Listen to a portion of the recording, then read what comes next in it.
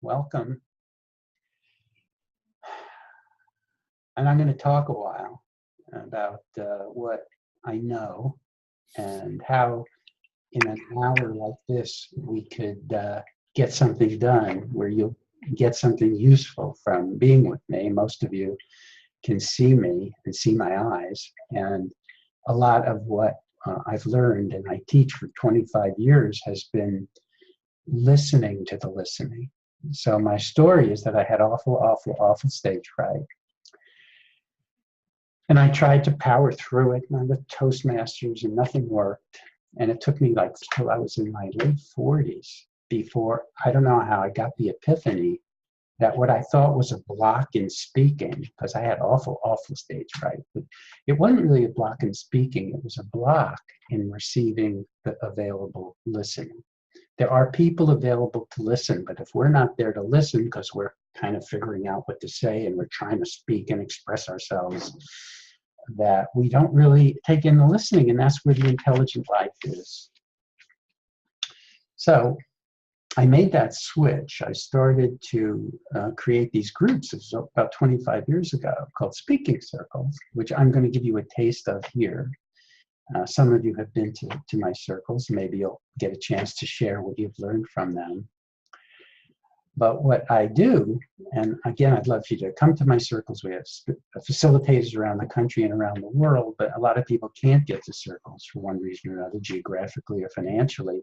But I want to give you enough tools that you can practice this with friends, practice this with groups. It would be great if you could find one partner, and I have video that I'm going to point you all to in an email I'm going to send later with a video of me and a partner taking turns in each other's eyes, so you can practice with one person. And the idea is to make the listening more important than the speaking. Isn't that interesting? Because when I made that switch, when I made that shift, that the listening was the most intelligent thing going on in the room, my relationship group shifted, and I have absolute pleasure being with a group because I can be with one person at a time. And that's the shift, to be with one person at a time and to see that person so they feel seen. It takes a steady, soft gaze. Now, it might seem really hard to be seeing individuals while you're trying to think of what to say. But the point is, again, the block is not in speaking, it's in receiving the listening. So if we put the highest priority in practicing this, as we do in speaking circles, and I'd like you to practice in whatever opportunity you have with other individuals, when you just be with somebody with a soft, steady gaze of kind regard, see them, and then when you leave them, see someone else and notice that you're actually being with a human being. Again, this is going to be hard off the bat. If I said, go do this at a professional talk you're going to give. That's why we want to practice in a safe place where people aren't trying to get us to talk or going, because the listeners get the first guideline at my work. The listeners are asked to have a soft, steady gaze of kind regard.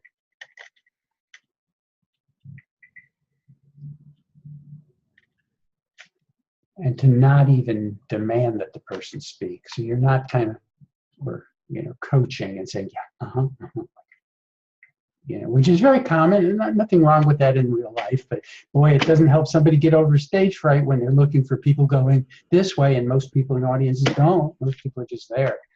I used to see when people used to be neutrally available, just there, I would see them as contemptuous of me because I read my family into my early life, and a family that didn't respect me, didn't give me space to be myself, didn't allow me to express.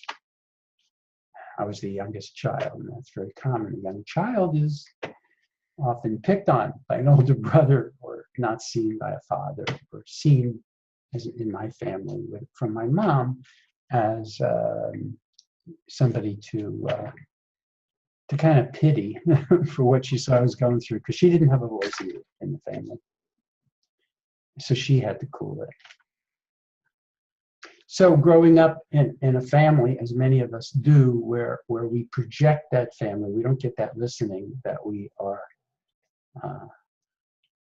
that we need. Our God-given right to be appreciated at a very young age. It starts in our cothood. So we tend in front of groups to project the family as if that's who we're with. So I would see men as being contemptuous of me. Or, you're not worth, you don't have anything worth saying. And I'd see women as being so sorry for me.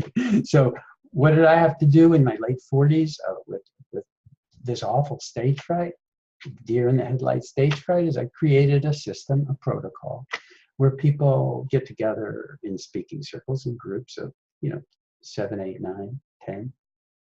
And one person at a time gets in front of the group. And in my circles, the people who've been there before get to go first, so people can see, others can see what they're doing, see them model the work. And then the newcomers come later on.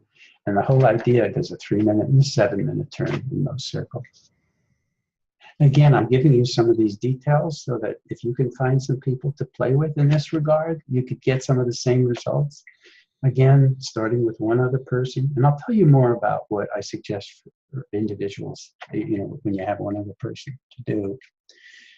So the idea is to, you get applauded and you get polite applause. And imagine, I want you to imagine getting up in front of a group. And in this case, let the group be me.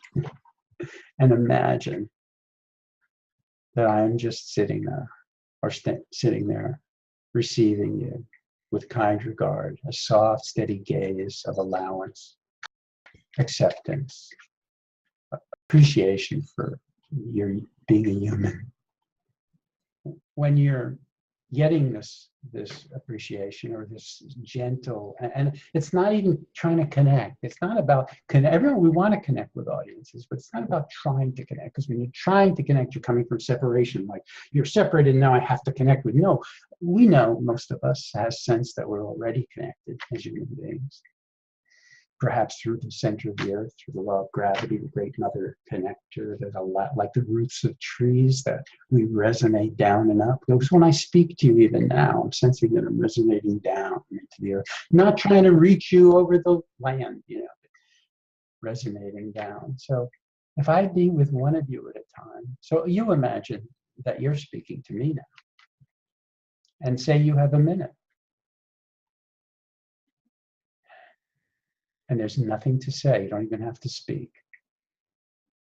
You breathe. And of course, often when we're starting this practice, we think, oh, somebody's looking at me, I have to speak. But that's back to our family. We're projecting our family. Cut your tongue, gotta be smart, gotta be funny, gotta be whatever your family wanted you to be, or whatever the people were who created a space that made it not safe to be who you are. So you get to breathe and see what comes through. And that's what we do at circles. People find out what comes through without trying to make conversation, without trying to fill a space.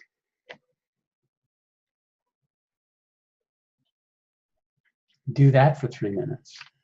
And then you have a few people there. So you go to somebody else. You go to somebody else, but you're always seeing them so they feel seen. And that's what allows them to be there for you. So yeah, you have to give up the priority of making sense. And here's the paradox.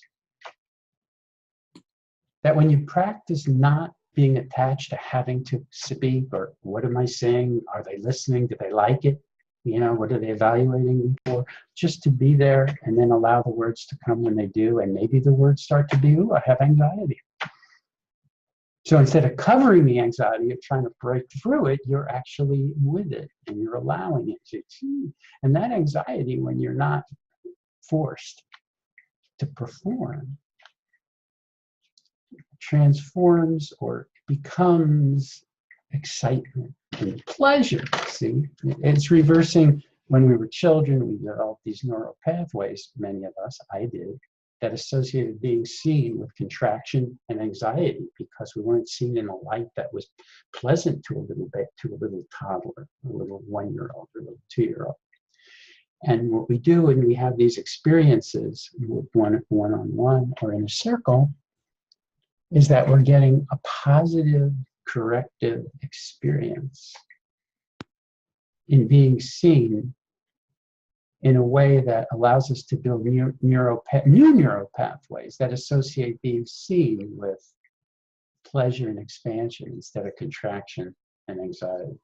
So I've done that my last 20 years, is I've practiced this so much that when I'm in front of a group, I'm in heaven because I can just be with one person at a time. And my intelligence follows receiving their listening, which is their intelligence. So you're enabling, you're empowering the listening in a group. Now, this is true in a meeting with a small group in front of a large group. When you're introduced, to be absolutely take a full breath. Not to speak right away, not to tell a joke or say, oh, good to be here, or thank you for that introduction, but or if you're leading a meeting where you're not being introduced, instead of going, hello, thank you, welcome to the meeting, it's more like looking around and seeing that they are seeing you. I mean, you may, if it's a, kind of a hectic mess, you might have to say, oh, I'm here, we're starting, whatever. But once you have most of their attention, you really want to, instead of going into a performance, I got to be confident, take a breath. If you can start meetings or talks this way, you have 90% of what you need to connect naturally and to find your own place. So it's more like taking a breath and looking around. Now, I know in certain business circumstances, situations, that doesn't work. It's okay. You do what you do in your professional situation. So maybe it's just a breath. Everybody can tolerate a breath while you look around and notice who's there. And then you be with individuals, one person at a time. Now, my choice, my advice for starting a meeting, or mostly if you're doing a talk, is to start with a short personal story.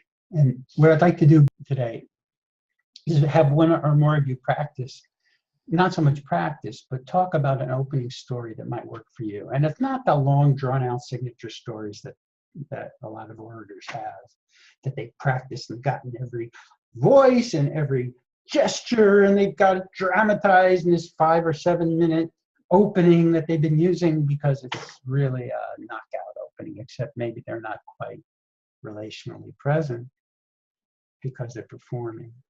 But we can find a 1-minute story from our life. I'll just tell you, and I'd like you all to be thinking of, if you were going to get up to talk about your topic, what might you do to bring in your experience, a learning you had in life that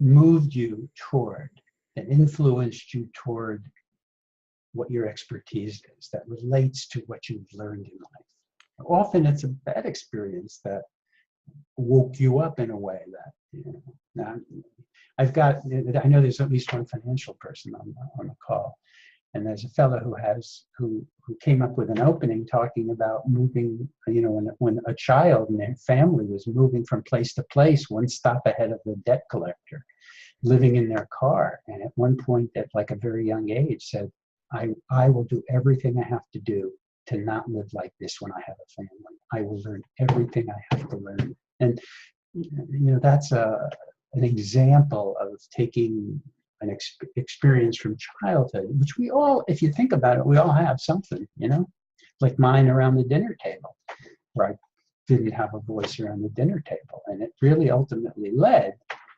to having to find a way to get over it. As I indicated, Toastmasters didn't work. I had to create this new way.